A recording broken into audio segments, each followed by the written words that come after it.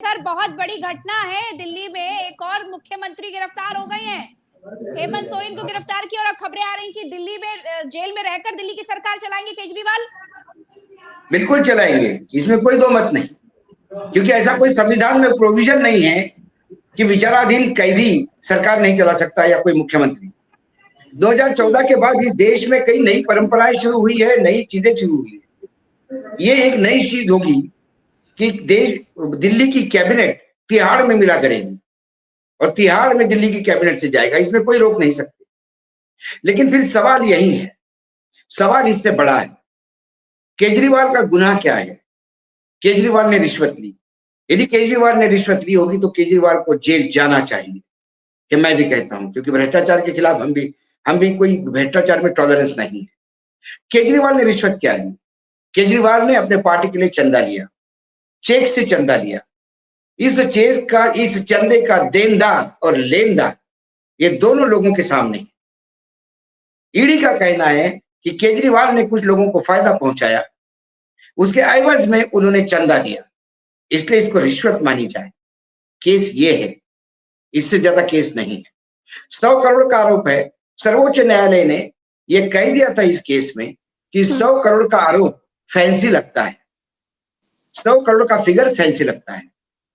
उन्होंने कहा कि गोवा में जो 100 करोड़ चुनाव में खर्चा करने का आरोप है, ये कैसा सिद्ध होगा कि इसी दारू के रिश्वत का ही पैसा वो है? ये भी कोई सिद्ध होने वाली बात नहीं।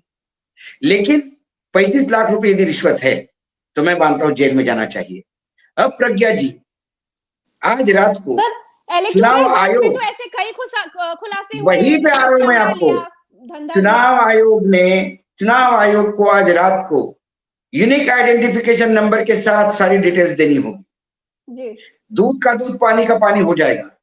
5 दिनों के अंदर सभी एजेंसियां, सभी मतलब अखबार, जो लोग काम करते हैं, जो सही में पत्रकारिता कर रहे हैं, ये सब मिलान करेंगे, तब पता पड़ेगा कि इनकम टैक्स की रेड किस पे हुई और उसने चंदा किसको दिया, बॉन्ड किसके लिए खरीदे थे।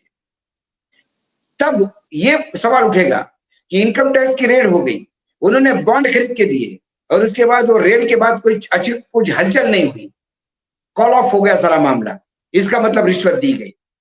महाराष्ट्र का एक मामला ऐसा ही मैंने जिक्र किया था कल शाम को ही, कल आपके प्रोग्राम में, आप ही के यहाँ पे विश्लेषण विद्वान खड़े थे जी। एक भिवंडी का 285 करोड़ का मामला है। एक उद्योगपति का प्रॉपर्टी टैक्स माफ किया जाता है और वो 185 करोड़ के बॉन्ड खरीदते हैं। यदि उसने बॉन्ड सत्ता पक्ष को दिया होगा तो फिर ये अपना प्रॉपर्टी टैक्स माफ करने की रिश्वत थी, तो क्या वो मुख्यमंत्री जेल जाएगा? ईडी के पास केसेस का भंगार लगाएगा। 22,000 यदि वो है, बॉन्ड्स है, तो 22,000 केसेस बनेंगे, क्योंकि यहां किसी ने भी खुश होकर किसी को पैसा नहीं दिया। और मैं ये नहीं कहता हूं इसमें बीजेपी ही होगी, इसमें सारी सत्ता दल होंगे। बिल्कुल सही बात, इसमें हो सकती है ममता दीदी भी हो, इसमें केसीआर भी होगा, इसमें स्टैलिन भी होगा। एक सवाल है, लेकिन सबसे ज्यादा पाप उसी का माथे चढ़ेगा जिसको सबसे ज्यादा चंदा मिला। फिर सांसद आपके पास ज्यादा है, इसका मतलब भ्रष्टाचार ज्यादा करने का अधिकार आपको नहीं है, क्योंकि ये बोला गया कि हमको 6,000 करोड़ इसलिए मिले कि हमारे सांसद ज्यादा है। 300 सांसद है तो 6,000 करोड़ मिले, उसमें क्या प्रॉब्लम है? तो 300 सांसद के मायने भ्रष्टाचार को पनपने देना या भ्रष्टाचार करवाना, ये तो अधिकार आपको संविधान में नहीं देता। तो केजरीवाल वाला केस इतने जगह, अब तो सर 400 सीटों का बढ़ा के भारतीय जनता पार्टी को 545 सीटों कर देना चाहिए, क्योंकि जिस तरीके से मुख्यमंत्रियों को उठा कर जेल में डाल रहे हैं और विपक्ष के लोगों को डाल रहे हैं, तब तो चुनाव की कोई आवश्यकता ही अब तो नहीं पड़ती है देश में। भारत, अभी तो ये शुरुआत है। चुनाव के आते आते, चुनाव जैसे ही प्रोसेस हो जाएंगे, मुझे 8, 10, 12 राज्यों में और लोग अंदर जाते हुए दिखाई देंगे। लेकिन आप ये मत भूलिए, ये लोकतंत्र है। मेरा आज भी मतदाताओं पे अटूट विश्वास है। मैं जानता हूं कि मेरा मतदाता गरीब है, फटेहाल है, महंगाई से त्रस्त है, सभी दृष्टि से त्रस्त है, लेकिन अशिक्षित भी है, लेकिन वो मूर्ख नहीं। याद कीजिए आपातकाल,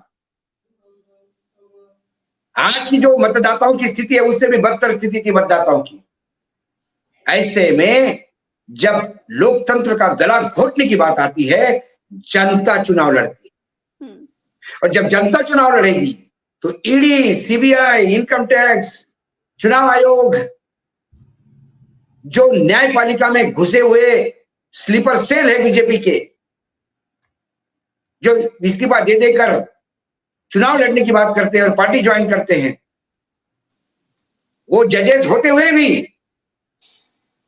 नतीजे अलग आते हैं, चाहे ईवीएम अच्छा कुछ भी सर, कहे। अरविंद केजरीवाल की जो लीगल टीम है वो सुप्रीम कोर्ट पहुंच गई है, रजिस्ट्रार की रिस्पांस का इंतजार कर रही है। आपको क्या लग रहा है, सुप्रीम कोर्ट क्या रातों रात सुनवाई करेगा?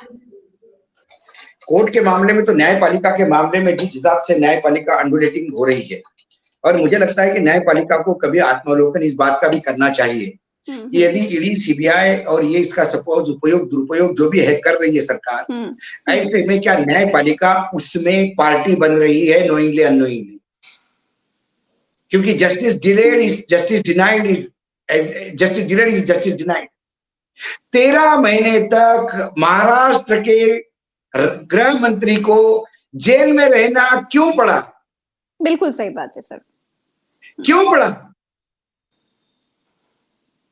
जिसके ऊपर 100 करोड़ का आरोप लगाया और लगाने वाला कहता है कि मैंने लोगों के सुनी सुनाई बातों पे लगाया था। उनको जमानत 13 महीने क्यों नहीं मिली? चंडीगढ़ के मॉडल में क्या चंडीगढ़ में क्या बीजेपी इतनी मूर्ख थी? उन्हें मालूम नहीं था कि जो घपला कर रहे हैं वो पकड़ में नहीं आएगा?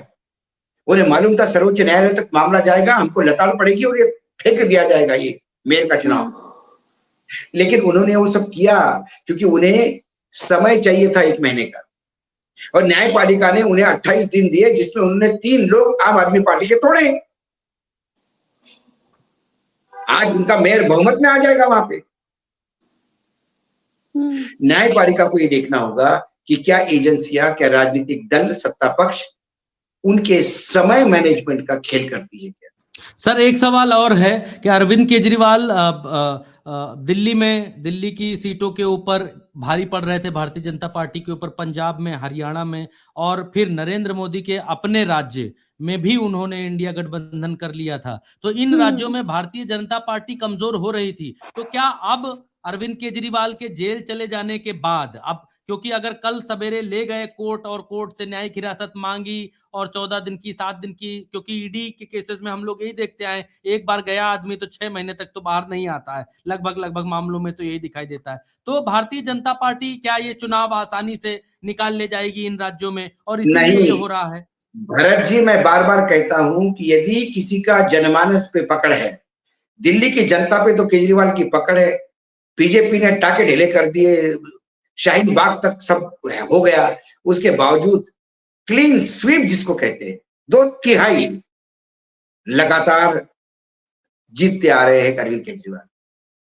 यदि लोगों को यह पता पड़ गया कि अरविंद केजरीवाल ने 35 लाख रुपए का चंदा लेके पाप नहीं किया, क्योंकि इससे बड़े बड़े चंदा बीजेपी ने लिए हैं उद्योगपतियों को मदद करने के लिए, और हमाम में सब नंगे हैं, तो आप बात लीजिएगा, जनता चुनाव में उतरेगी।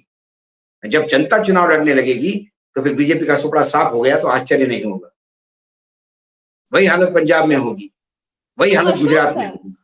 अशोक सर, क्या इंडिया गठबंधन को डेंट लगेगा? जैसे सवाल उठ रहा है कि 24 का चुनाव सर पर है और अरविंद केजरीवाल की गिरफ्तारी हो गई है, तो क्या इंडिया गठबंधन को बड़ा झटका लगा है अरविंद केजरीवाल की गिरफ्तारी के बाद? इंडिया गठबंधन, गांधी ने ये बात कही है सर कि नरेंद्र मोदी को ये शोभा नहीं देती, ये नरेंद्र मोदी को ये करना शोभा नहीं देता है कि ईडी और इनकम टैक्स ये इन सब का इस्तेमाल करें। और कांग्रेस के आज खाते सीज हो गए। कांग्रेस ने कहा कि 10 लाख रुपए का जो 14 लाख रुपए का मामला था, 14 लाख रुपए के मामले में हम पर 10,000 का फाइन बनता था, लेकिन हमारे ऊपर 115 करोड़ रुपए का फाइन लादा गया 14 लाख रुपए के मामले में। तो ये एजेंसियों का जी, एक जंगल में एक कानून पास हुआ कि जो जंगल का राजा शेर है वो किसी भी जानवर को नहीं खाएगा। जानवर डरे हुए महसूस करते हैं। एक अच्छा माहौल बनाने के लिए जो कोई जानवर गलती करेगा उसको ही शेर खाएगा। शेर ने भी एग्री कर लिया। अब एक दिन शेर को भूख लगी, शेर नदी में पानी पीने लगा। उसने देखा नीचे की तरफ बकरी पानी पी रही थी।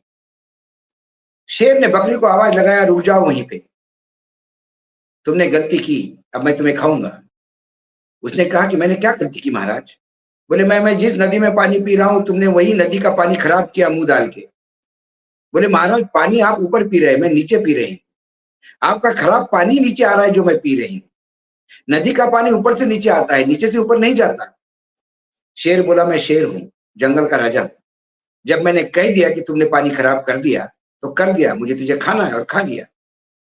वर्तमान में हमारे जंगल के राजा जब भी भूख लगती है सत्ता की, तो ऐसे ही विपक्षों को खाए रहे हैं, चाहे गलती हो या नहीं। एक ही उम्मीद है न्यायपालिका की। न्यायपालिका इस पे कितना वजन रखती है, न्यायपालिका कैसे, क्योंकि न्यायपालिका में भी कई बार आशा की किरण जगती है, लेकिन वो दिया फटक से बुझ जाता है। हमारे जजेस टिप्पणियां तो करते हैं, ऑपरेटिव जजमेंट में क्या हो जाता है पता नहीं पड़ता। वो ये कहते हैं कि ये केस तो स्टैंड ही नहीं करता, ये केस तो क्रॉस एग्जामिनेशन में धज्जियां उड़ जाएगी, लेकिन जमानत नहीं देते। सर्वोच्च न्यायालय ने कल ही बोला हेमंत सोरेन के साथ जिसको अरेस्ट किया उसके मामले में, ये 1.5 साल से जेल में है। भाई पीएमएलए का मतलब ये नहीं कि आदमी को जमानत ही नहीं मिलेगी। और ये आप जो नया चक्रव्यूह चालू किया है आपने कि पहले सप्लीमेंट, पहले आप चार्जशीट फाइल करो, चार्जशीट फाइल होते से जमानत मिलती है, और जैसे जमानत के लिए एप्लीकेशन आता है आप दूसरी एप्लीकेशन लगाते हो कि एक सप्लीमेंट्री चार्जशीट तैयार कर रहे हैं, उसमें 6 महीने निकालते हो। ये आपको हम करने नहीं देंगे, ये बोला लेकिन जमानत नहीं दी। समझता उनको भी है, फिर होता क्यों नहीं, सवाल ये। सर एक सवाल मेरा, प्रज्ञा जी एक सवाल मेरा रह गया, एक सवाल मेरा ये रह गया है कि मोदी जी जैसे हर चीज की हाइप क्रिएट करते हैं। पहले बोला कि 15 लाख रुपए खाते में आ जाएंगे, ये बोला गया। उसके बाद बोला गया कि जुमला था। फिर मोदी जी ने बोला डॉलर का जो है दाम, जो है रुपए का दाम डॉलर के बराबर हो जाएगा, वो भी एक तरीके का जुमला ही हो गया। फिर बोले काला धन जब आ जाएगा तो जितना कामगार वर्ग है जो नौकरी करता है उसका बढ़ जाएगा इतना % पैसा, वो भी कुछ नहीं हुआ। फिर अभी की बात पर आ जाए तो अभी फिर कहा आय दोगुनी हो जाएगी, फिर कहा ये कहा। अब ये बता रहे हैं कि 3 देशों में 3 टॉप 3 इकोनॉमीज में हम आ जाएंगे। अमित शाह ने फिर बोला आके कि वो जुमला था जो 15 लाख वाला था। अब ये जो भारतीय जनता पार्टी फिर से उसी क्रोनोलॉजी पर चलते हुए फिर 400 की बात कर रही है कि इतनी बड़ी बात करो कि लोगों को समझ ही ना आए कि क्या करना है, क्या कहना है। अब इसके आगे सवाल ये है भरत जी, जो आदमी मोदी की गारंटी करते पूरे देश में घूम रहा है, उसे अपनी खुद की गारंटी नहीं। यही सवाल था मेरा सर कि इस बार क्या नरेंद्र मोदी को बहुत ज्यादा डर लग रहा है क्या, कि जब इतना हाइप पर खेल रहे हैं। देखिए 2 टाइप के लोग होते हैं दुनिया में, एक अपनी लंबी लाइन करता है और एक आदमी अपने साथी की लाइन काटते रहता है। ये इनमें कोई दम ही नहीं है। गुजरात का कोई विकास का मॉडल था ही नहीं, वो सब फरेब था। तो जो फरेब के बेस पे सत्ता में आया हूं, वो हमेशा विपक्ष की लाइन छोटी करेगा, क्योंकि उसको इस बात की गारंटी है कि उसकी लाइन बड़ी हो नहीं सकती। इसलिए विपक्ष को कमजोर करने का प्रयास करेगा। यदि मोदी जी को अपनी गारंटी की गारंटी है, मोदी जी को यह लगता है कि जनमानस के साथ है, मोदी जी को लगता है कि इस बार 400 पार का आंकड़ा 100% आना है, तो फिर केजरीवाल जेल में रहे कि बाहर रहे क्या फर्क पड़ता है। फिर अजित पवार जैसे भ्रष्ट आदमी को उप मुख्यमंत्री बनाने की क्या जरूरत है। फिर राज ठाकरे जिसका 1% वोट नहीं है, उसको गले लगाने की जरूरत क्या है। नीतीश कुमार जिसको आप गालियां दे दे के थक गए थे, फिर हार में मुंडा डाल के उसके साथ खड़ा होने की जरूरत क्या है। ये क्यों जरूरत महसूस होने लगी। छोटे छोटे दलों के साथ डील करना क्यों पड़ रहा है। भाई आप तो 400 पार आ रहे थे, लोग तो वैसे ही जितवा देते आपको, बाकियों की औकात क्या है। फिर कांग्रेस का पैसा सीज करने की जरूरत क्या है, क्या डर है कांग्रेस को। यदि चुनाव आयोग में कोई भी, मेरे को यदि मोदी जी जैसी गारंटी होती खुद की कि मैं 400 पार आ रहा हूं, तो भरत यकीन मानिए मैं विपक्ष के नेताओं की मीटिंग बुलाता और बोलता कि चुनाव आयोग में 2 आयुक्त चाहिए, नाम दीजिए जरा। चुनाव आयोग पे एरिया भी आपका होगा, लोग भी आपके होंगे, हथियार भी आपके होंगे। मैं आता हूं आपके एरिया में आपसे लड़ने, लेकिन इन्हें चुनाव आयोग अपना चाहिए। इन्हें चुनाव आयोग की मशीनें, जहां ईवीएम मशीनें बनती है वहां कंपनी में डायरेक्टर अपने लोग चाहिए। इन्हें तमाम विपक्षी नेता जेल में चाहिए, जो जेल में नहीं जा सकते उनके अकाउंट फ्रीज करने हैं, क्योंकि तुम्हें 270 के लाले पड़े हैं, 230 के आगे दिखाई नहीं दे रहा है कुछ। सर एक सवाल और है, आज सुप्रीम कोर्ट ने पीआईबी पर रोक लगा दी है, जो फैक्ट चेक करती थी कि ये खबर सही है कि ये खबर गलत है। सरकार की तरफ से जो संस्था चेक करती थी खबर, सुप्रीम कोर्ट ने उसके ऊपर रोक लगा दी है। बोले कि आप जो है हनन नहीं कर सकते स्वतंत्रता का, किसी के लिखने पढ़ने की स्वतंत्रता का। तो इस पर भारत आज की तारीख में जरूरत है ऐसी फैक्ट चेक करने वाले लोगों की, लेकिन सुप्रीम कोर्ट से एक ऐसा फैसला आया जिसने सरकार की मंशा के ऊपर सवाल खड़े कर दिए कि पीआईबी के ऊपर ही रोक लगा दी कि आप फैक्ट चेक मत करिए, क्योंकि आपके फैक्ट चेक में लोगों की आवाजें दबती हैं। भारत ये फैक्ट चेक नहीं था, ये फैक्ट चेक के नाम पे गला घोटू अभियान था। सरकार के खिलाफ, सरकार, यदि मैं कुछ बोलता हूं तो पार्टी कौन है? सरकार है ना। सर आपकी आवाज धीमी हो गई है। हाँ हाँ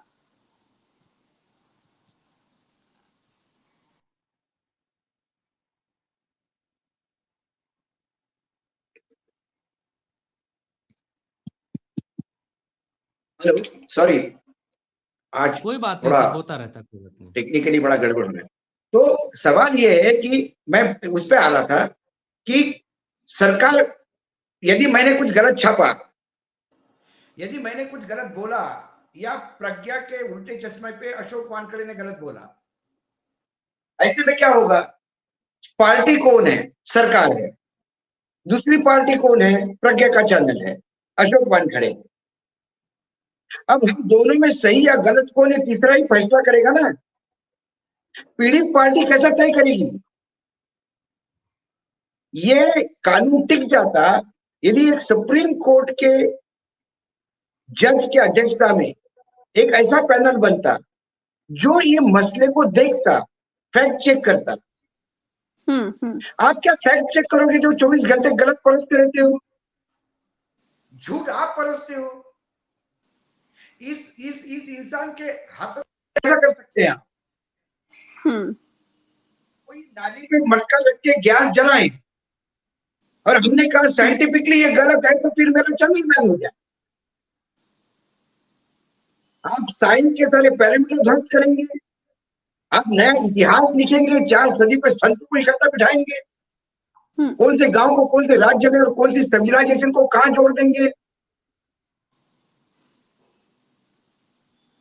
आज उत्तर प्रदेश की बात सर मैं आपको बताऊं, आज उत्तर प्रदेश में एक बहुत बड़ा कारनामा, सच्चाई रखना काम है अपना।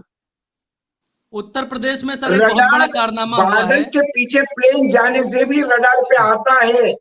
ये मेरे बच्चे समझ लेना चाहिए, साइंस के पढ़ने वाले। सही बात है सर, लेकिन सर घोर राष्ट्र एक अनपढ़ गवार यदि ऐसी बात करता है और उसको गलत को गलत बोलने में यदि फैक्ट चेक होते, सही बात है सर, तो ये अभिव्यक्ति की आजादी पे अंकुश था। लेकिन Ashok Wankhede sir, so called राष्ट्रवादियों ने उत्तर प्रदेश में एक बड़ा कांड कर दिया है। टेरर फंडिंग के आरोपी संजय सरोज को भाजपा का पट्टा पहना दिया गया है। मोदी जी के सहयोगी हैं, संगम लाल गुप्ता सांसद हैं प्रतापगढ़ से, उन्होंने इनको टेरर फंडिंग के आरोपी को भारतीय जनता पार्टी का पट्टा पहना दिया, उनकी पत्नी को जो है ज्वाइन करवा लिया।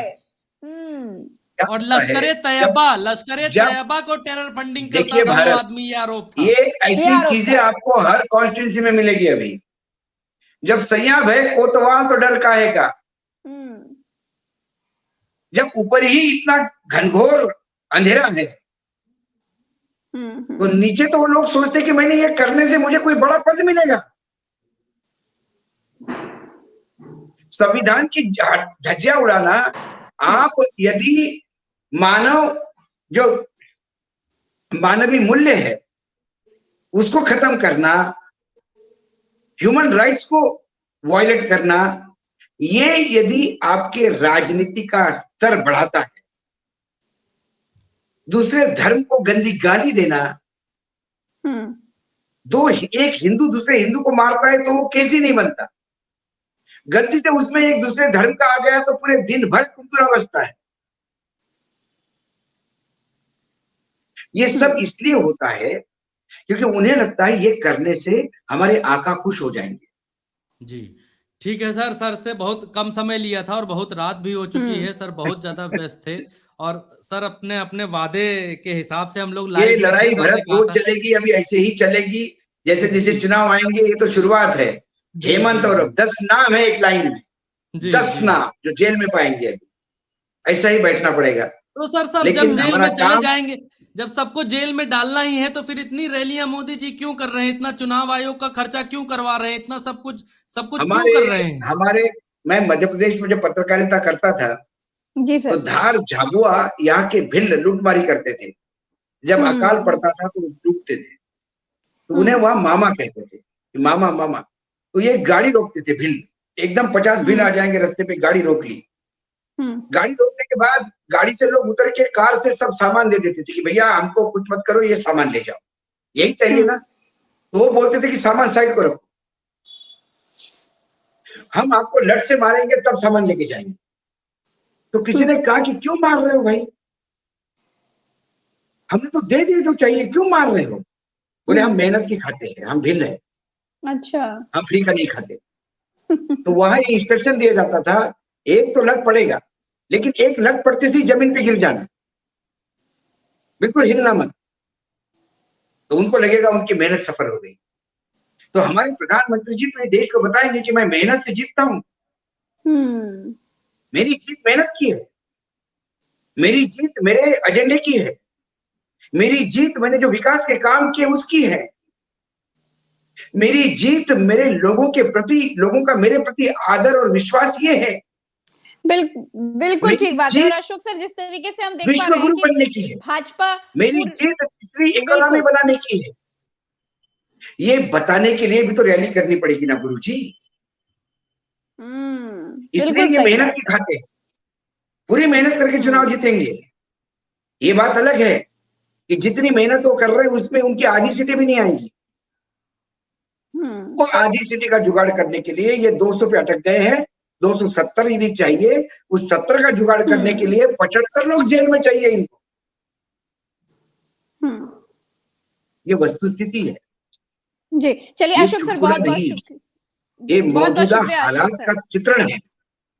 जी सर, सारे दर्शकों को भी आपकी तरफ से बहुत बहुत धन्यवाद। और आपको सुनने के लिए लोग लगातार, मैं कमेंट्स पढ़ पा रही हूँ अशोक सर, इतने लोगों के कमेंट्स आ रहे हैं, भाव को बोलने दो, भाव को बोलने दो, बीच में टोको मत। धन्यवाद जी, बहुत बहुत शुक्रिया। तो भाजपा किस तरीके से डरी हुई है, आज इसी पर बात कर रहे थे। और अरविंद केजरीवाल को गिरफ्तार कर लिया गया है, 10वां सम्मन अरविंद केजरीवाल के पास पहुंच गया है। लेकिन अभी भी हम आपसे रूबरू होते रहेंगे। और सबसे बड़ी बात है कि किस तरीके से अरविंद केजरीवाल को गिरफ्तार किया गया है, आप उसकी पूरी रूपरेखा को भी समझिए कि भाजपा कितनी डरी हुई और खौफ में दिखाई दे रही है।